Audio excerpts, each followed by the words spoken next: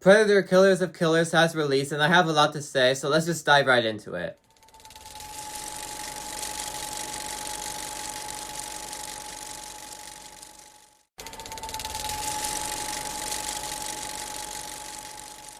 Where do I begin? Well, let's start with this. You just have to appreciate the movie for the risk that this movie is willing to take. Animation, anthology, both of those are risky for being a Predator movie in the Predator franchise. They're taking a lot of risk with this movie. It just shows the creative freedom around this movie. They're letting the directors do what the directors want to do. They're letting the people who are making this movie do the vision that they want to do. Making it animated, making it anthology. It all has a certain vision behind it, and that's what works so well about this movie. You can tell that this movie has a lot of care put into it and a lot of creative heart put into it. The creators had a vision, and it's being paid off in this movie. And you just have to appreciate it just for the risk factor alone. So how did the risk pay off? Well, the animation looks nice. It's kind of combining a PlayStation 3 live-action art style look all together, and it works. When it's either just an action scene or a frame, the animation is nice to look at. And it adds for a nice kind of style in the Predator franchise. And the anthology side works for the most part. I will dive into this later, but what works so well about it is it made sure you cared for each character before you got to the final act of the film. They were able to explain each character enough so you know where they are before the final act, and found a way to add a new spin to it for each character so it's different for each individual one. And all the scenes with Predator, for the action scenes, they're all a standout. Of course, he's kind of like the face of this franchise. So just seeing him do his action, seeing him just hunting is of course always going to be a standout because you go into these movies expecting that, and that's what you're going to get out of it. That's what made each fight stand out, is thanks to Predator, like always. And on the topic of battles, the final act of this film is by far the best part of this movie. If I was just judging this movie on the final act, I would have absolutely loved this movie because I loved everything they did with the final act. When it comes to the character moments, the story, or the lore that they introduced, I love it all in that final act. If only the rest of the movie up until that point I loved just the same. But that lore is an absolutely huge standout from this movie.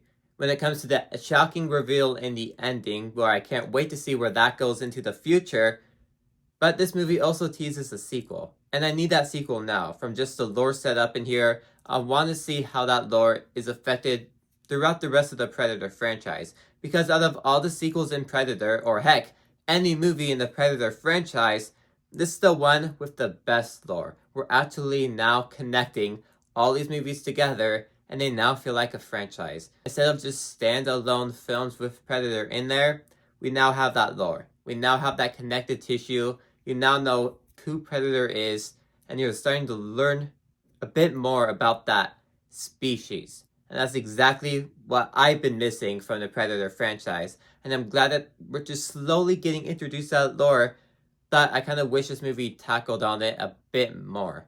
But I need a sequel so we can actually explore that more. And this movie left a lot of things open for a sequel. And I hope we get that sequel soon because that ending left me really wanting a sequel. And I enjoyed my time with the characters and the overall story, and I just want to see where things go with everything. And just the entire last 20 minutes of the film just made me want to like it more. But sadly, there's a huge but in all of this that I need to talk about. But real quick, if you want to help me reach my goal of 1K by the end of the year, consider subscribing, and let's continue. Now I touched on the anthology side a bit at the beginning, but one key thing that's really holding it back for me is that I was never a fan of anthology movies.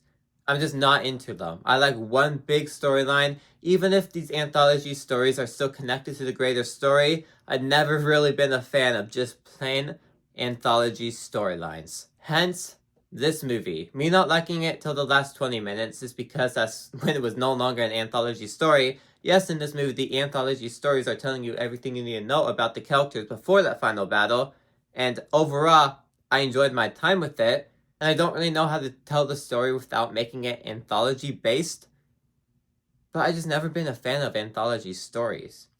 And that kind of translates into this movie and really affects my enjoyment off of it. And the movie needs to be longer. It's only an hour and 20 minutes.